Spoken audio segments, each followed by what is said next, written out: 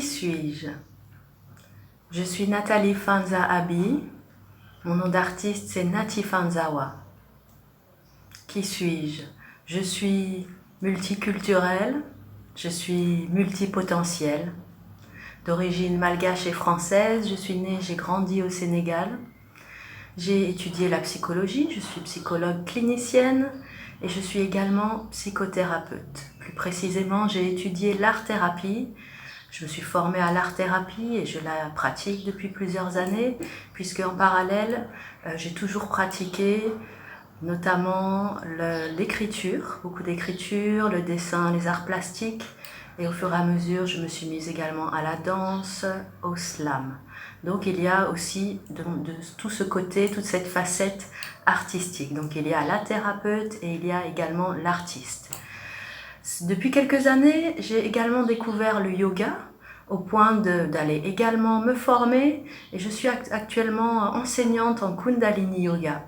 Donc pour moi, c'est vraiment un complément très très important et qui m'a permis aussi de retrouver une passion que j'avais déjà enfant, qui est simplement la nature, et de me rendre compte de l'importance d'être connecté, de ressentir, d'être en lien avec la nature.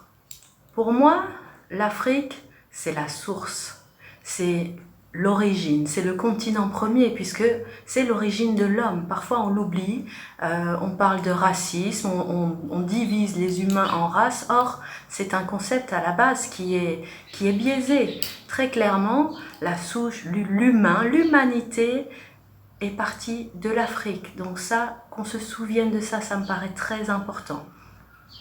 Pour moi, l'Afrique, c'est aussi une grande diversité. Non, ce n'est pas un pays, l'Afrique. Il y a de nombreux pays. Les paysages, il y a des paysages très différents, des climats très différents, des visages très différents, c'est-à-dire au niveau ethnique, il y a de grandes différences également sur tout le continent africain. Pour moi, l'Afrique, ce sont des connaissances à valoriser. C'est des connaissances, notamment ce qu'on pourrait dire les connaissances ancestrales. C'est également un potentiel humain qui est très important. Donc malheureusement, du fait de l'histoire, de la colonisation et actuellement du pillage, on peut le dire, qui se poursuit encore, il y a réellement des coupures au niveau de la culture, au niveau des savoir-faire, au niveau des connaissances ancestrales. Et il me paraît important de revenir à ça, notamment du côté de la spiritualité, de tout ce qui était avant le monothéisme.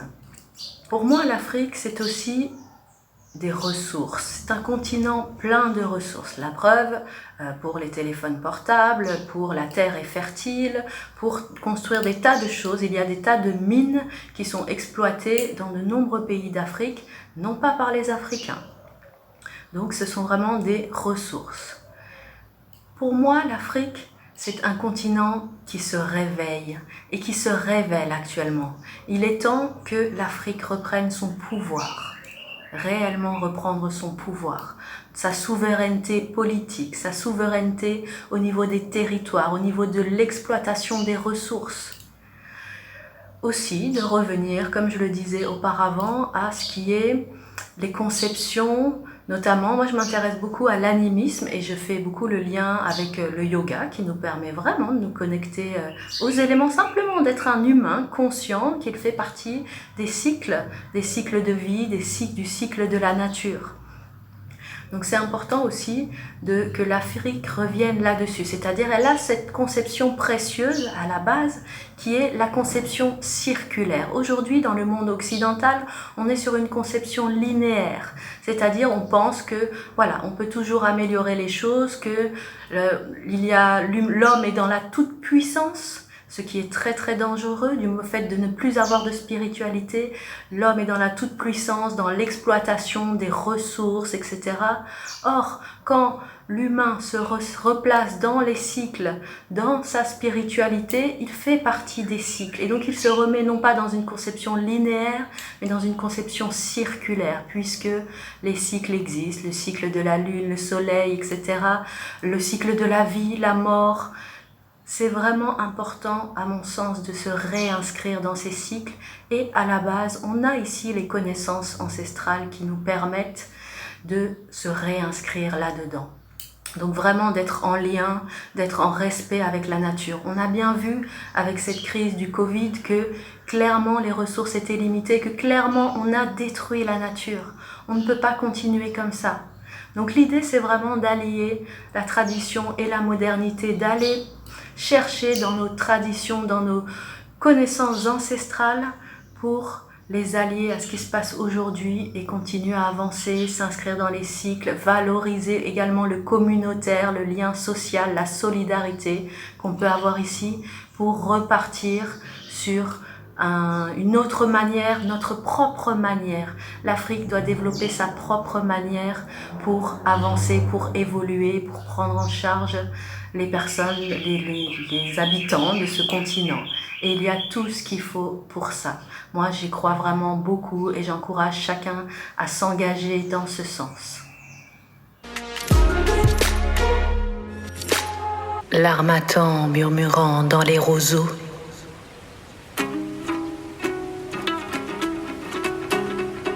la puissante symphonie des oiseaux,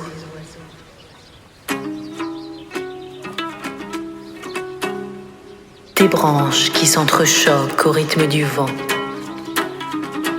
mélodie de l'eau, coulis, cascade, torrent, s'asseoir devant la mer et méditer, se lever contre un arbre et méditer, se hisser sur une montagne et méditer, remercier ciel, soleil et lune pour ce cycle infini, car c'est l'univers qui nous définit. La nature nous parle. Écoutez, écoutez, écoutez, écoutez. La musique de la nature est la mélodie de la vie.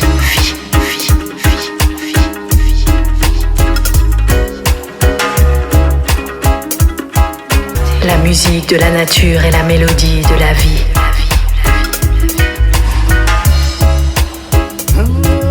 L'arbre m'a contacté, à l'arbre je me suis connecté.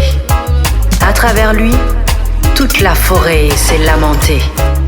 Arrachée, brûlée, tronçonnée, non renouvelée, de plus en plus solitaire, jusqu'au jour où l'homme manquera d'air.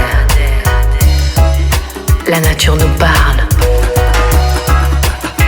La musique de la nature est la mélodie de la vie.